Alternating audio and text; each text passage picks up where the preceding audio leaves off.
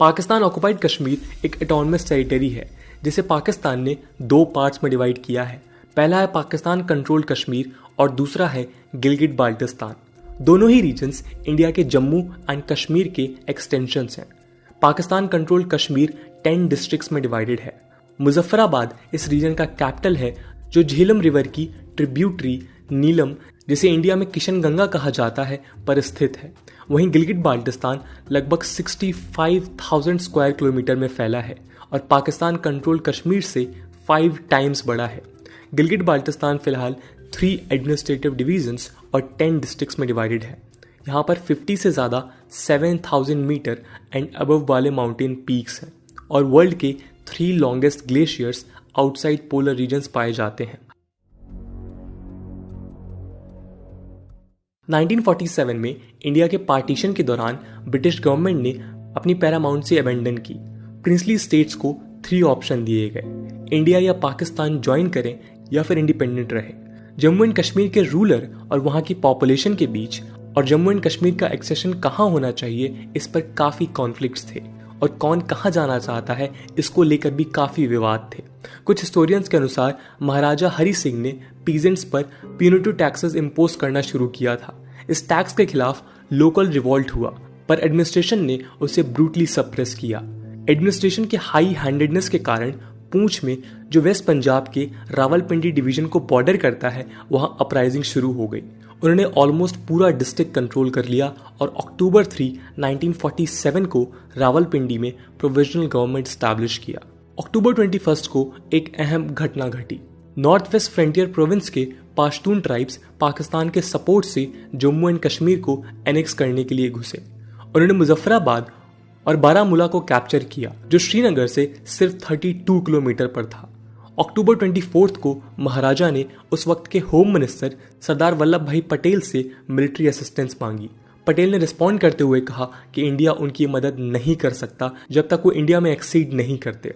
अक्टूबर 26 को महाराजा हरि सिंह ने instrument of accession sign कर दिया और जम्मू एंड कश्मीर को ऑफिशियली इंडिया में एक्सीड कर दिया। इंडिया को डिफेंस, एक्सटर्नल अफेयर्स और कम्युनिकेशन हैंडओवर किया गया।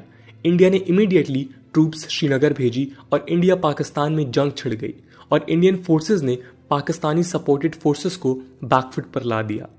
1 जनवरी 1948 को Indian prime minister Jawaharlal Nehru ने जम्मू एंड कश्मीर इशू को यूनाइटेड स्टेट्स में रेस किया। अप्रैल 1948 में यूनाइटेड नेशंस ने रेजोल्यूशन 47 पास किया। इस रेजोल्यूशन द्वारा पाकिस्तानी ट्रूप्स को जम्मू एंड कश्मीर से विड्रॉ करने के लिए कहा गया। सब्सिक्वेंटली इंडिया को मिनिमम ट्रूप्स का आदेश दिया गया और विड्रॉ के बाद प्लेबिसाइट होल्ड करने के लिए कहा गया। आपको बता दें कि प्लेबिसाइट उस प्रक्रिया को कहा जाता है जहां वोट्स के जरिए लोगों का किसी इंपॉर्टेंट चीज पर ओपिनियन लिया जाता है, लेकिन पाकिस्तान के नॉन विड्रॉल के कारण प्लेबिसाइट कभी हुआ ही नहीं।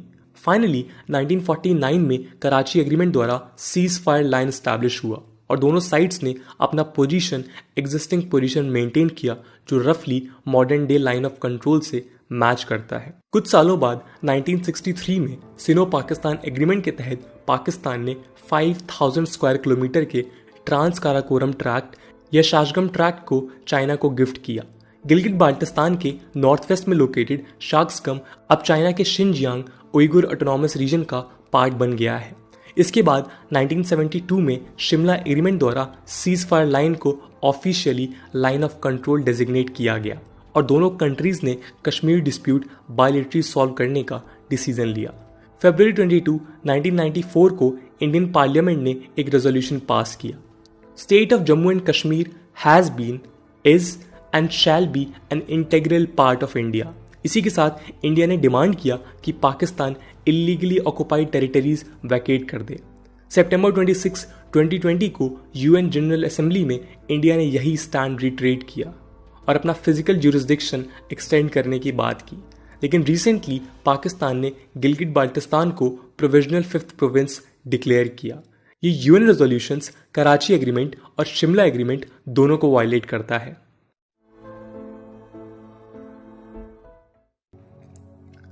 पीओके इंडिया के लिए काफी इंपॉर्टेंट है और इसके कई रीजंस हैं। स्ट्रैटेजिकली पीओके कई कंट्रीज से बॉर्डर शेयर करता है, जैसे वेस्ट में पाकिस्तान, नॉर्थ वेस्ट में वखान कॉरिडोर, अफगानिस्तान और नॉर्थ में शिनजियांग चाइना, और साथ ही साथ ईस्ट में इंडिया के साथ जम्मू एंड कश्मीर में।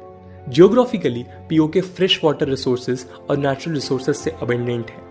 हाइड्रो इलेक्ट्रिक पोटेंशियल के साथ मीरपुर और मुजफ्फराबाद में गोल्ड, कोल, चौक, ग्रेफाइट, बॉक्साइट अवेलेबल है। जियोपॉलिटिकल इंपॉर्टेंस की बात करें तो चाइना ने $50 बिलियन इन्वेस्ट करके China Pakistan economic corridor establish किया है, जो पीओके से पास होता है, और ये इंडिया के सोवर्निटी पर मेजर थ्रेट है। इसी के साथ गिलगिट वाया अफगानिस्तान इंडिया के लिए गेटवे टू सेंट्रल एशिया और इंटरनेशनल नॉर्थ साउथ कॉरिडोर का इंपॉर्टेंट लिंक बन सकता है। इंडिया के कंसंट्रेटेड एफर्ट्स के बावजूद हम पीओके को कैप्चर नहीं कर पाए हैं। इसके कई रीजंस हैं। पीओके के माउंटेनियस टेरेन के कारण उसे एक्सेस करना डिफिकल्ट है। वहीं पाकिस्तानी टेरिटरीज लेस एलिवेशन पर होने के कारण इसे ईजिली एक्सेस कर सकते हैं। इंडिया की प्राचीन काल से नो फर्स्ट अटैक पॉलिसी रही है और हर एक सरकार उस पर कायम रही है। बट हाँ, अगर पाकिस्तान कोई वॉर फ्रंट खोलता है तो फिर एक अच्छा मौका बन सकता है इंडिया के लिए पीओके वापस लेने का। पीओके में कई जिहादिस्ट और extremist factions anti India sentiments और प्रो पाकिस्तान सेंटीमेंट्स रखते हैं। इसके अलावा यहाँ की एथनिकली नॉन कश्मीरी पॉपुलेशन अपने आप को कश्मीर से रिलेट नहीं कर पाती। इस कारण इंडिया के लिए इतने सालों बाद इनका सपोर्ट स्टैब्लिश करना भी टफ हो सकता है। अगला रीजन है चाइना का one belt and one road initiative और सीपीईसी इनिशिएटिव। अगर इंडिया पीओके में इंट्रूड करता है तो हमें चाइनीज एग्रेशन का सामना भी करना पड़ सकता है। फाइनली पाकिस्तान, इंडिया और चाइना तीनों न्यूक्लियर पावर्ड कंट्रीज हैं। Nuclear threat initiative NTI security index report के अनुसार पाकिस्तान के पास लगभग 280 kgs का weapon grade plutonium stock pile है।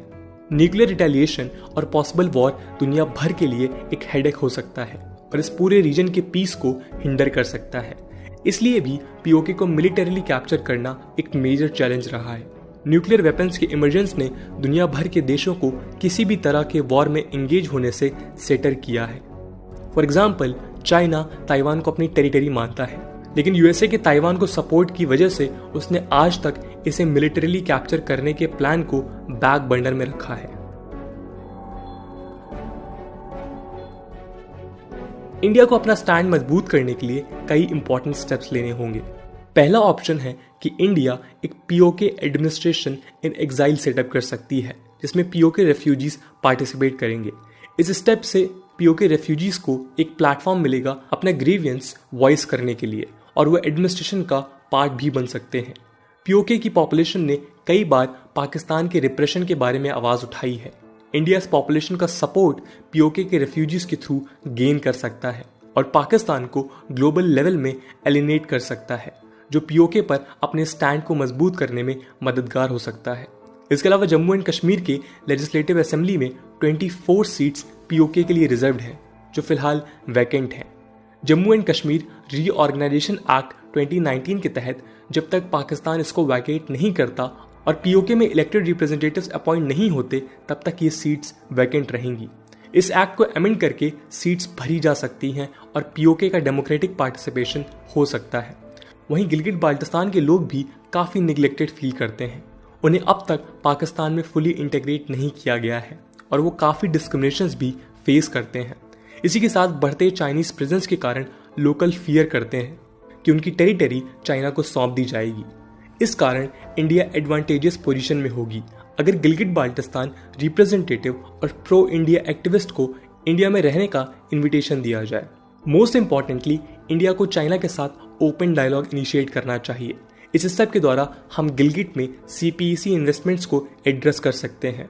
हालांकि ये कितना प्रॉफिटेबल होगा वो काफ़ी डिबेटेबल है, क्योंकि पाकिस्तान ने हमेशा से एंटी इंडिया इंसर्जेंट्स को सपोर्ट किया है।